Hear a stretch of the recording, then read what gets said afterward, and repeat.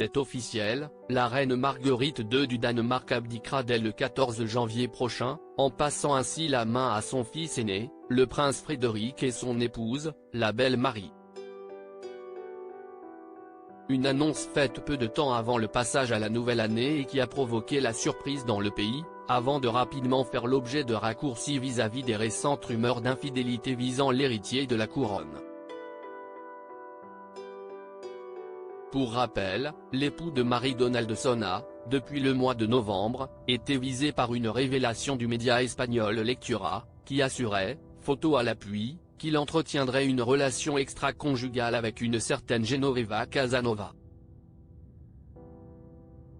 Une rumeur démentie par cette femme, mais qui a aussi fait réagir la maison royale danoise. Et depuis l'annonce de la fin de règne prochaine de la reine, certains pensent que les deux informations sont liées.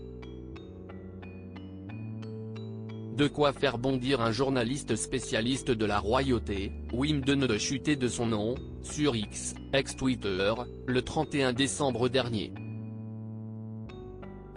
J'ai lu des commentaires selon lesquels la reine Marguerite du Danemark a décidé d'abdiquer après 52 ans en réaction aux récentes rumeurs concernant une liaison entre son fils et prochain roi Frédéric, commence-t-il dans son post, avant de lâcher, fermement, croit-on vraiment qu'il y a seulement 6 semaines, elle a pris cette décision drastique et récompense ainsi un homme éventuellement fidèle ? Supérieur à la famille royale de Danemark en image une histoire similaire à celle de l'ancien roi des Belges. Dans les commentaires, un internaute a estimé que cela pourrait en effet ne pas être la raison principale mais que ça a peut-être été un facteur déclenchant pour Marguerite II.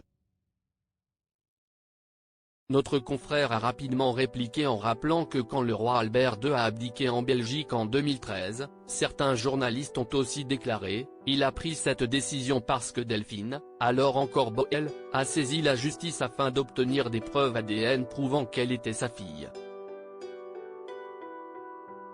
Je n'y croyais pas non plus à l'époque, a-t-il lâché pour faire taire les mauvaises langues. Article écrit avec la collaboration de 6 médias Crédit Photo, Cyril Moreau.